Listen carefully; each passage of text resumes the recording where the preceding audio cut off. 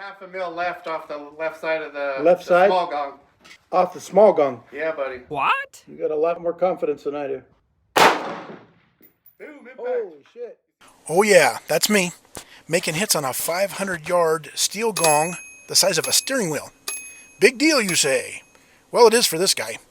Let me show you briefly how I took a bare bones, missionary-style Palmetto State Armory PA-15 and rebuilt it like the $6 million man, making it a tack driver that can make repeated and reliable hits with off-the-shelf ammo at distances that would have been crazy difficult for me just the day before.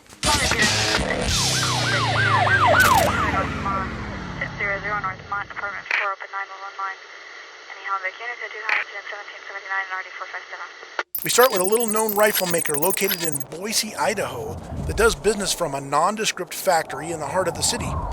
Driving past the building, you'd never know that one of the best designed, most precision machined rifles was being made inside these walls. Well, I got an invitation from the company principals at X2 Dev Group to come see their production process and test out the products that they make in there. I was granted full access to the entire manufacturing floor and allowed to show just about everything, with one or two small exceptions to keep top secret machining processes secret until they could be made officially known to the public with upcoming products. I was allowed to put cameras inside the CNC machines to see how each and every part was being cut from aluminum and titanium by some of the most advanced machines on the planet. I was shown blocks of aluminum, and I watched as these machines milled them into some of the most precise, beautifully crafted lower receivers I'd ever seen. I even got to watch the assembly process as one of these rifles was built from scratch into a stunning instrument of long-range accuracy. Speaking of stunning, it's always a good day when a stunning redhead is hand-building your rifle on the bench while she pulls parts from nearby bins loaded with the best quality components in the industry. With the exception of the plastic furniture, some springs, and the trigger packs, every single part of X2's rifle, the ARX Light Fighter, is made right there under one roof. This way, they're able to quality control every last aspect of the rifle and ensure that customers are getting what I think just might be the best AR style rifle on the market. And you wouldn't believe the quality control procedures that go into every rifle and every part they make. It's not surprising the engineers and designers in the front office come from the aerospace industry. X2 Dev Group is primarily an IP company. That means intellectual property. They design things and often sell off the designs to other manufacturers, but in this case, they make a lot of their own parts right there under the roof. But why did I say AR style rifle? Because the ARX Light Fighter isn't like any AR-15 you've ever seen. It can barely even be called an AR-15. The engineers at X2 sat down and they decided to upgrade a design that's been around for over 60 years. Well, why mess with something that works, I say? Well, the top brass at X2 explained to me that they saw flaws in the basic design of the AR pattern rifles, and they set out to modernize this classic rifle into a fighting weapon that will last you the rest of your lifetime. Now, the rest of your lifetime might seem like a bold claim, but get this. X2 Dev Group offers what they call their Futureproof warranty. I'd never seen anything like it, and I'm still a little baffled about how they're not losing money with this awesome bit of customer service. So in basic terms, their Futureproof warranty ensures that you'll always have the latest technology they offer for your rifle. Have you ever bought a new car, a TV, or a smartphone, only to watch the thing you paid dearly for come out with a newer or better model only days or weeks later? It sucks. I've been there. I'm usually the guy with the iPhone 3 that has a camera that still takes Kodak film. I'm the guy who watches with tears in my eyes as the TV I just bought gets upgraded to 8K and the price drops to $199 at Walmart. Well, the Futureproof warranty prevents such misery. In short, when you buy an ARX Light Fighter, you'll be getting a top-of-the-line rifle. But when the company develops a new, lighter trigger or a better forend, you can send your rifle back and get the new stuff for free. What did you just say, OG? I just fell off the toilet when you said that. That's right. When X2 develops a thinner, lighter barrel or a better brake system, you'll get the upgrades for free for life. I asked one of the bigwigs at X2 how they can afford to do this, and he shrugged and he told me they might lose money on the front end, but they want to guarantee that their customers always have the best version of their rifle available. Even 20 or 30 years down the road when rifles will probably be firing lasers at stormtroopers.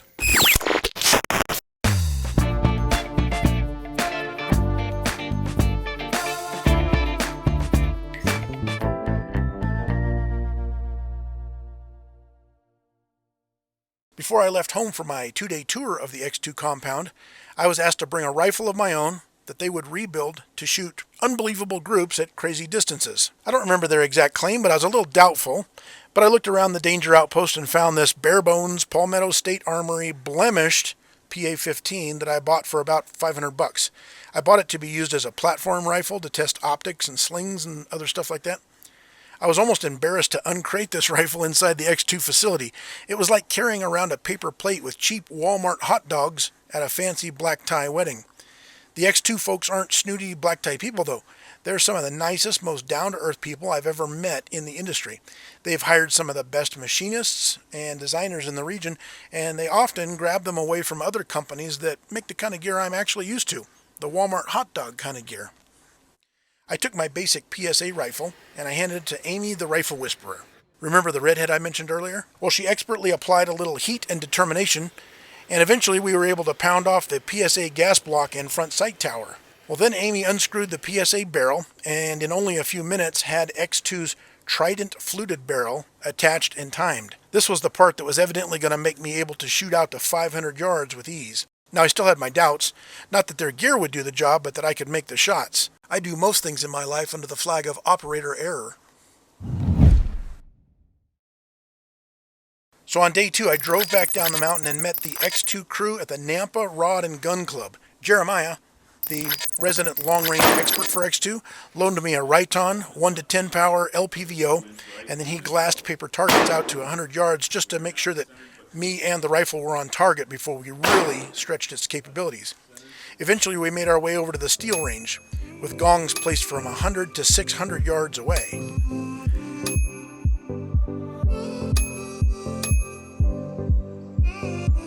I've rarely shot farther than about 200 yards, and I was getting ready to embarrass myself in front of a group of industry professionals.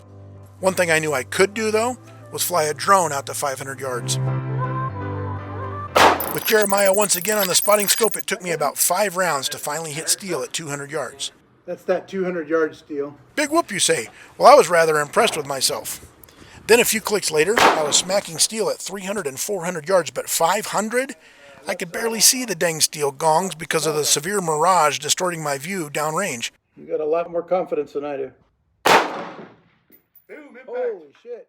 At least that was my prepared excuse. Well, it turns out I didn't need it. After a couple splashes in the dirt, I was smacking a 500-yard gong that was no bigger than a steering wheel.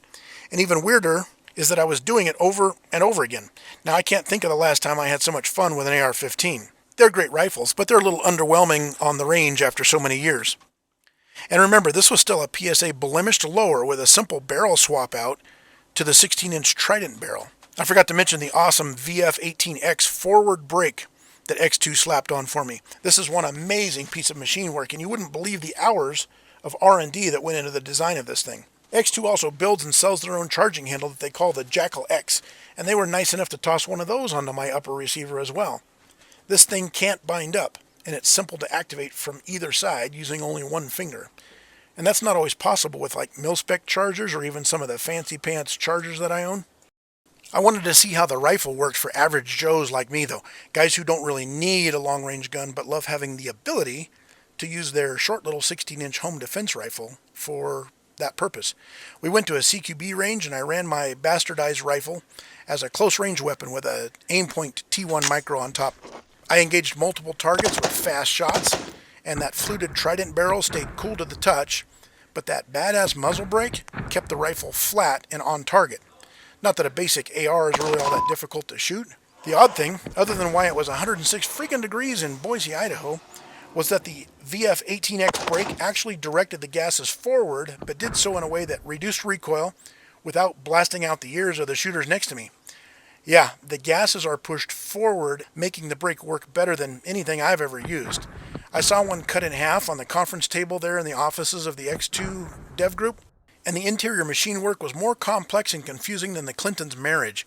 But unlike that marriage, this thing worked, and it worked well. So well that I thought some type of sorcery must be involved, but the X2 engineers claimed it was just good design. Well, the truth remains to be seen, because I think there could be a little witchcraft in there anyway.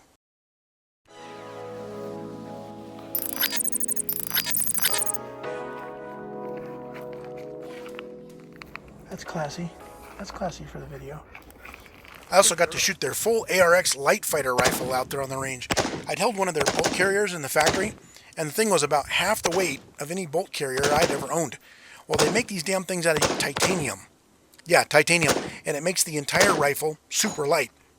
I know shooting an AR-15 isn't exactly a unique experience for most of us, but this thing doesn't feel like the average AR-15. It handles and shoots faster than anything I've ever owned. Feel of that thing. Completely proprietary, really changing the angle of the AR-15 60-year-old design from all their own parts and completely their own design, and a very familiar looking muzzle brake. You never believe these things until you try them out, but there's a very real difference to high quality stuff. A nice Volkswagen can get to 100 miles per hour just like a Porsche, but the Porsche smokes the VW in every category. And that's a lot like this fancy rifle versus the rifles we all have in our safes at home. Now this might come as a big surprise to some of you guys, but OJ isn't a fancy guy. You wouldn't know it by my suave clothing and European hairstyles, but inside I'm an average guy with simple tastes.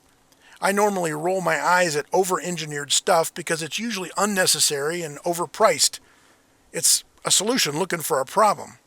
Well, the light fighter ain't cheap. It's a high-end rifle with a high-end price tag, but remember you get free upgrades to any of its parts for life. That's not the case with BCM or Noveski or even my beloved Daniel Defense rifles. Hell, I even called Palmetto State Armory and asked if they'd upgrade my PA-15 for free, but there must have been an EMP somewhere because the calls kept getting dropped over and over again, always right after my question. So yeah, this is an expensive rifle, but just like that Porsche, once you've shot it, you start making plans on how to save up for one, and that's just what I'm doing with the rifle, not the Porsche. X2 makes a two-tone black and tungsten gray light fighter that is friggin' sexy. It weighs in at 6 pounds. It has a tunable gas system. It's a proprietary gas system that X2 developed where you put these different diameter inserts into the gas block instead of adjusting a set screw. It has ambi controls and it has all the cool updates that go into all of their rifle designs, like the slanted magwell that makes reloads so much faster and that super light titanium bolt carrier I mentioned earlier. They even designed a rail interface that locks up with the upper receiver, and it free floats your barrel without the goofy delta ring or those hex screws or any of those other attachment systems. I need to collect a few more cans on the side of the freeway, but I'm determined to get one of these rifles added to my collection. I don't own anything fancy. Hell, as I record this, I'm having Life cereal for dinner out of a melted plastic bowl. The entire reason I have to have one of these rifles is to test out that Futureproof warranty, though.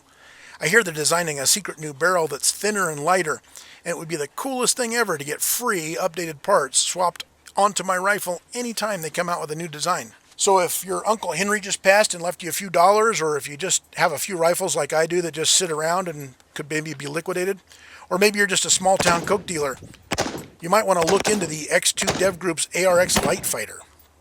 It's a pretty awesome piece of equipment. Maybe you just want to dip your toe into the world of high-end parts like the guy with the Walmart hot dogs at the fancy wedding? Well, you can buy their Jackal X charging handle or their VF18X brake off their website and see how well those parts work on your rifle. But now that I have one of their sweet fluted barrels and that magical brake, I'm saving up for the entire rifle, and I'll run it through its paces right here on camera for you. That way I can justify the purchase to Mrs. OG and the IRS.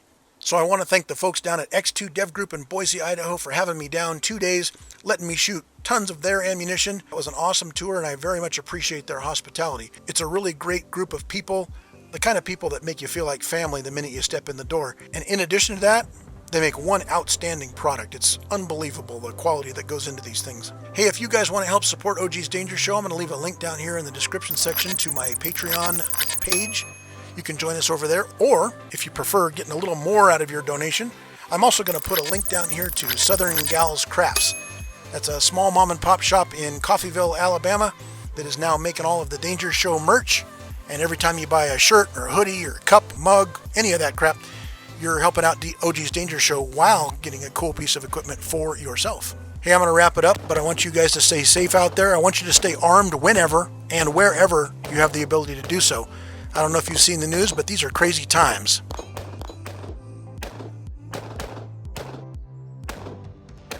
And until next video, OG out.